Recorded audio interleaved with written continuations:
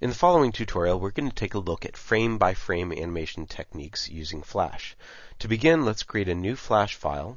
You can use the default size, and you might want to go ahead and save your work now just to make sure that it's saved when you start. And we're going to set up our scene like we would normally want to do, so we want to make sure that we snap to our grids. Let's go ahead and maybe even show our grid and show our rulers so that we can snap our guides to the edges. Always an important thing, and make sure your guides, of course, your grid is edited to 10 points. And then what we want to do is go ahead and lock our guides, and you can also hide your rulers if you want. So we have our basic setup now. Now we're going to create a ground. So I'm going to double click on the name of that first layer and call it ground instead. And we're going to be using the brush tool a lot during these tutorials. To begin a ground, let's use the green. We'll find a green that will work well for drawing a ground. There we go. There's kind of a nice green to work with. And I'm going to be using the largest of the brushes with the brush tool. And I'm going to be creating a ground that goes across and then kind of encompasses this area, and then I can fill it afterwards. So I'm just going to kind of drag across and then fill in that ground. So there's my ground to begin with, and we can fill it with the paint bucket tool. And once we've done that, we can go on and create a new keyframe. In order to create a new keyframe, you can right-click at the next frame over and choose Insert Blank Keyframe. Now the problem with this is that we can't see where our original ground was. So one of the very first things that you do in frame-by-frame animation is learn the onion skinning tool. When you click on the onion skinning tool, it allows you to see the previous frame just slightly so that you can make sure that you're drawing it in about the same place.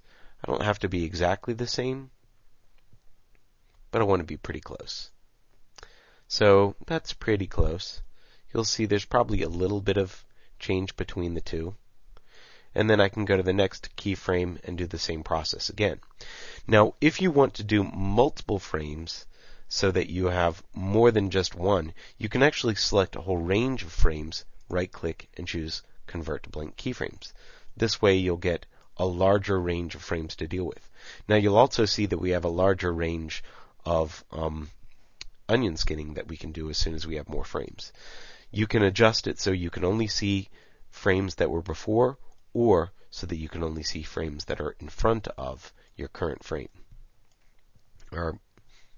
So anyway, I'm going to continue to draw a little bit more. And I can fill that. Go to the next frame.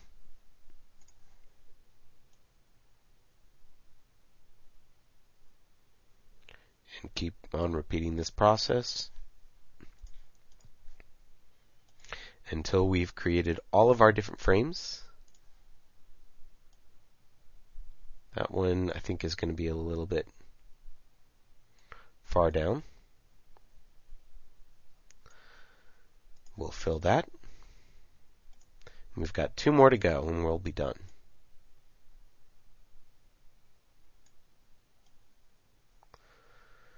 We may get off sometimes, and it's okay to be a little off. You'll be able to see what happens when we watch this animation here in just a minute, how far off we are.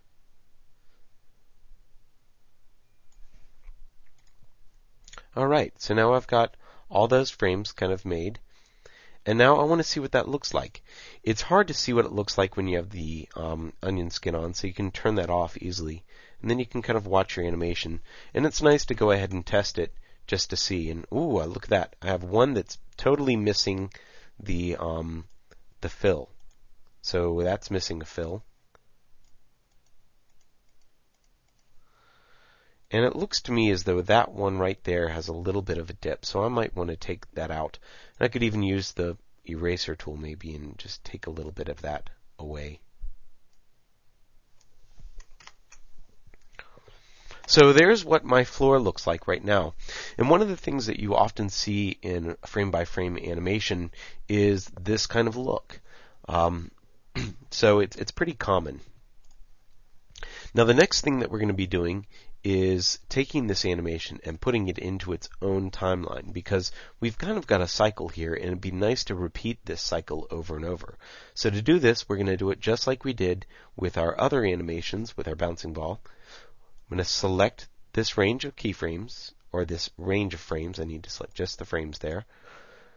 Copy the frames, go to the first frame, click on my object, go ahead and right click and choose Convert to Symbol, and this will be the ground loop. So that's my ground loop animation. And I'll double click on it to go inside the timeline and paste my frames. As soon as I paste my frames, you'll notice that it's moved everything down to the left. So I need to turn on Edit Multiple Frames, select the whole range of keyframes, and select the entire range, that whole area, because every frame has to be selected for that area. And then I can move everything up.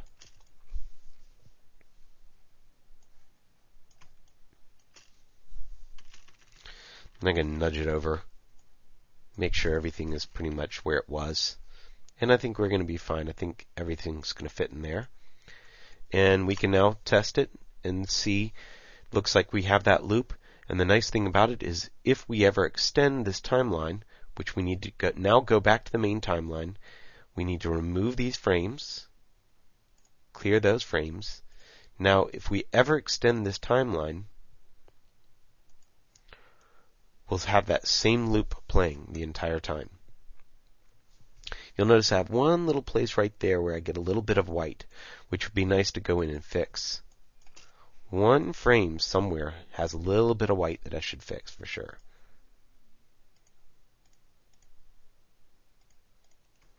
Looks like everything else works pretty well. Alright, so there's just our simple ground.